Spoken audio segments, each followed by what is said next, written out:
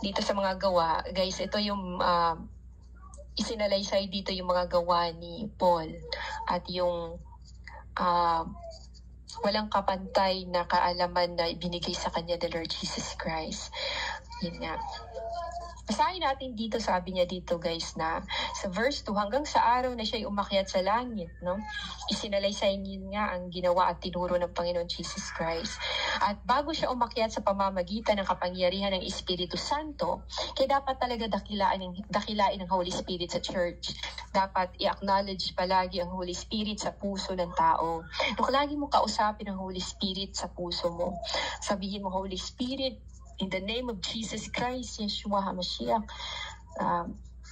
pwede ka bang magparamdam sa akin?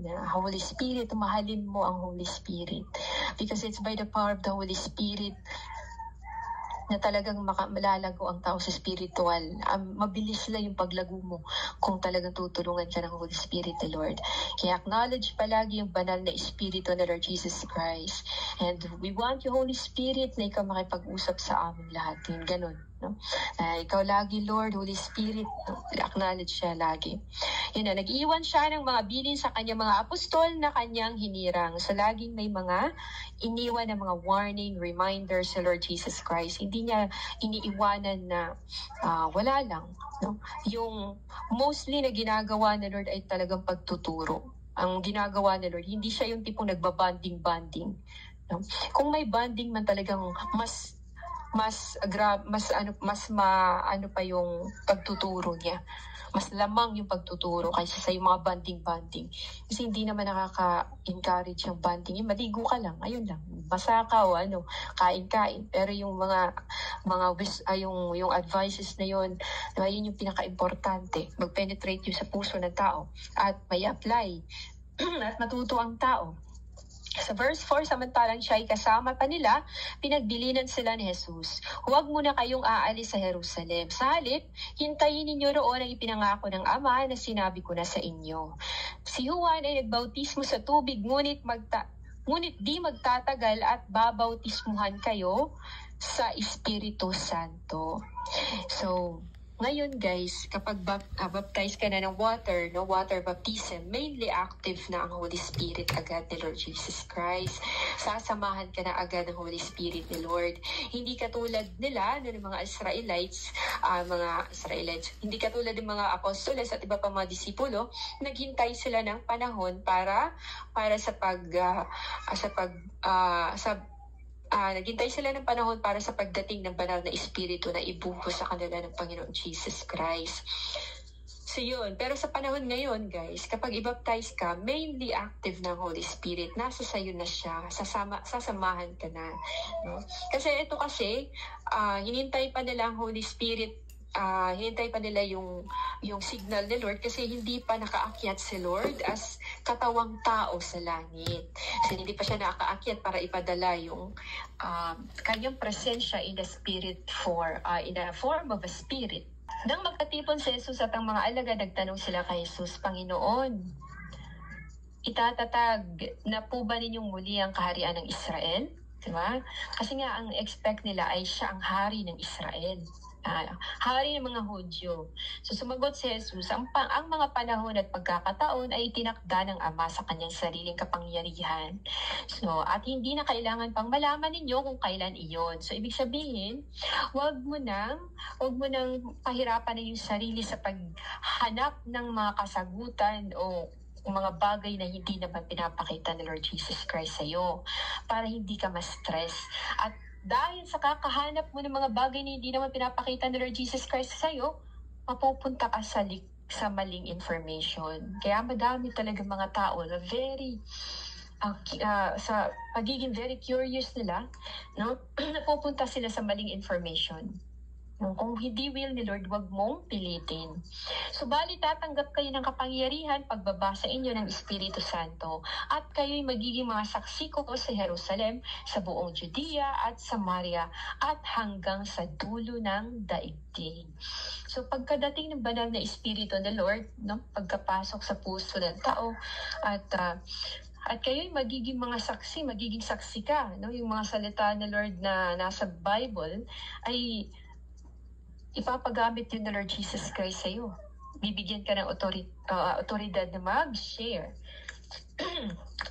Magiging saksi ka, magiging witness ka. Noong panahon, di ba yung sinare ko sa inyo guys, na nung sobrang sama ng pakiramdam ko, tapos pagkapasok ko nun, biglang nag-blow yung napakalakas na hangin mula sa pinto ng simbahan. Tapos nagpaikot-ikot yung hangin na parang buhawi. Tapos pumasok sa ulo ko, na may naramdaman talaga akong pumasok sa ulo. Tapos pagkapasok, para akong patay na may pumasok na kaluluwa, na parang tapos nakita ko yung hagdan na sobrang puti. So, ibig sabihin, nag-rest sa atin ang Espiritu ng Panginoon Jesus Christ. At hindi tayo pababayaan. Noong mga panahon siguro na grabe yung test ko, kung umalis agad siguro ako na hindi tinapos yung training, baka wala ako ngayon dito. Hindi tayo nagkakausap.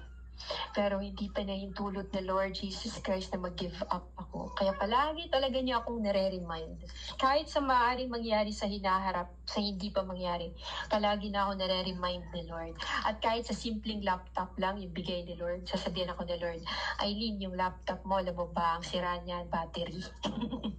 Yun yung nangyari sa akin noon. No? Palagi akong pinagsasabihan ni Lord. Walang araw, walang oras na di ako pinapagalitan na sinisermonan.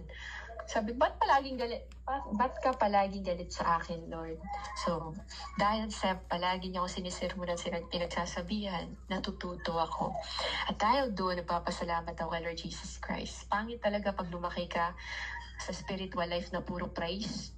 Sasabihin kang palagi na proud ako sa'yo, parang lalaki yung ulo ko. Pero kapag, ganito, ganyan, huwag kang gumawa na ganito, ganyan. Pero hindi ganyan si Lord ng salita. Pero yung napaka-gentle na parang papa, bawal yan, ganito, ganyan. Kahit sa mga maliit lang na bagay, pag nagkamali ako, pinapalo agad ako na Lord. Pinapaintindi agad niya sa akin bakit ako nagkakaganyan. Pinapaintindi niya bagay guys na ginawa sa akin si Lord, hindi niya pinapaintindi. And I'm very thankful kay Lord Jesus Christ. Kasi Diyos yun pero talagang ginaganon ka. Talagang minamasa ka, tinuturuan ka. Pero Diyos yun, si Lord Jesus Christ. At yun nga, ang mga panahon at pagkakataon ay tinakda na ng Lord.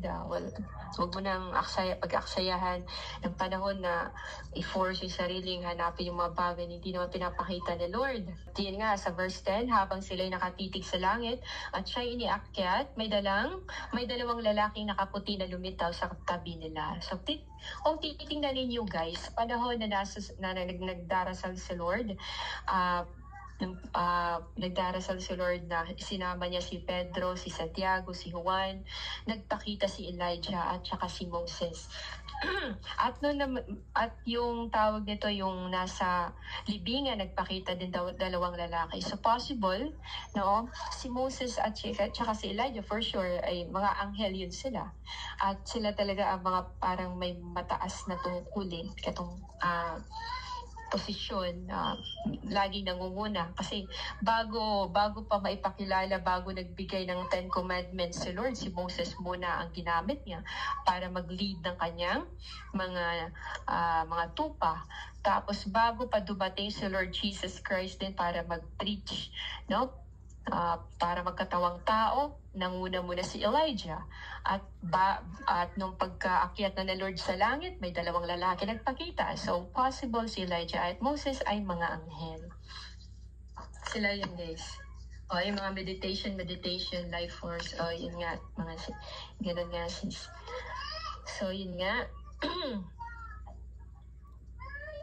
So, sabi ng dalawang lalaki, no? Sabi nila, kayong mga taga-Galilea, bakit kayo nakatayo rito at nakatingin sa langit? Itong si Jesus na umakyat sa langit ay magbabalik gaya ng nakita ninyong pag-akyat niya. So, yun yung mangyayari. So, pagdating sa bahay ng kanilang tinutuluyan, umakyat sila sa silid sa itaas. No? Ito na yun, guys, dahil umakyat na si Lord. no, binibigyan na sila ng instruction ng Lord na manatili sa kanilang mga lungga. So sila ay sina Pedro, Juan, Santiago, Andres, Felipe, Thomas, Bartolome, Mateo, si Santiago ng anak ni Alfeo, si Simon na makabayan at si Judas na anak ni Santiago. Lagi silang nagsasama-sama upang manalangin kasama ang mababae at si Maria na ina ni Jesus. Gayon din ang mga kapatid ni Jesus. Kung titingnan ninyo guys palagi, kung sinasabing lagi, ibig sabihin araw-araw silang magkasama sa Bible study, araw-araw sila guys nananalangin. Yung ginagawa natin guys, ito ay gawa ng Holy Spirit ni Lord Jesus Christ. Hindi makakapag-continue araw-araw sa Bible study guys, no? Hindi lagi-lagi magba-Bible study kung wala ang Holy Spirit. So ganun din po sa kanila. At sa verse 16, mga kapatid, sinasabi dito, kailangang matupad ang sinasabi sa kasulatan na ipinahayag ng Espiritu Santo sa pamamagitan ni David tungkol kay Judas na nanguna sa mga dumakit kay Jesus. So dito, di ba? Kung hindi natin alam ang Old Testament, guys, hindi tayo nagbabasa ng Old Testament, hindi natin makikilala si David. At bakit kaya tinatawag na Lion of Judah sa Lord Jesus Christ? So, hindi natin alam yun. Kung hindi tayo magbabasa ng Old Testament. Kasi ito yung mga information mula sa Old Testament. So, ang laking tulong ng Old Testament para sa mas malawak na understanding sa pagbabasa ng New Testament, guys. So, yun. At sabi dito, si Judas ay kabilang sa amin at naging kasama namin sa paglilingkod. So, ito guys ay parang gusto na palitan si Judas. Kasi nga, gano'n din ang sinabi doon sa binitigong salita sa Old Testament ni David na papalitan ang nag-betray kay Lord Jesus Christ. So yun nga, sa verse 18, ang kabayaran ng kanyang pagtataksila, ibinili niya ng lupa. Ito yung sinabi ko kanina na ipinalapag ni Lord Jesus Christ yung pera na ibinayad sa kanya ng mga Parisiyo. No? Ibinalapag ni Lord Jesus Christ nung tinawag niya si Judas at nung alam ni Lord na kulang yung inilapag niya, sinabi niya sa yung iba. Kasi nga ibinili niya ng lupa, no? At yun ay tinatawag na Akeldama. Doon siya nahulog ng patiwarik at sumabog ang kanyang tiyan. At yun yung sinabi ko kanina, nahulog siyang patiwarik. He hung himself. Nagbigti siya guys at siguro baka yung pagkabigti din niya ay nahulog siya sa pagbigti niya. Kaya yun, nahulog siya ng patiwarik at sumabog ang kanyang tiyan at lumabas ang kanyang bituka. Grabe yung sinapit din Judas Iscariot. Nabalita yun sa buong Jerusalem. Kaya nga't ang lupang iyon ay tinawag na Akeldama.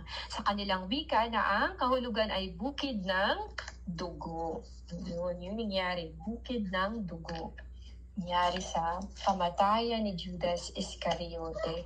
So hindi din madali talaga guys. Kasi napapaisip ako na Lord, hirap maging tao kasi kailangan mo talagang mag-ingat at matuto. Tapos ang kalaban pa namin ay hindi nakikita, malakas. Nabalita yun sa buong Jerusalem, kaya nga ang lupang iyon ay tinawag na Akeldama. Sa kanilang wika na ang kahulugan ay bukid ng dugo. Kinausap ni Lord Jesus Christ si Judas at sinabihan si Judas na ipakita yung pera. Yun nga yung sinabi ko kanina. Ilapag. So yun. Dahil sobrang konsensya na yun ni Judas Iscariote, no? Kaya pinagkanulo niya sa Lord Jesus kasi walang kasalanan na nakikita niya lagi na gumagawa ng kabutihan, nire-rescue yung mga namatay, yung mga bulag, nakakita, pero talagang nagawan pa din niya ng rason na ipapatay. At yun, yung karumal-dumal, yung kamatayan ni Lord ang pinaka-karumal-dumal na nangyayari dito sa mundo. Yun. At yun, dadako dito tayo guys sa verse 24. Pagkatapos sila'y nanalangin, Panginoon, alam ninyo kung ano ang nasa puso ng lahat ng tao.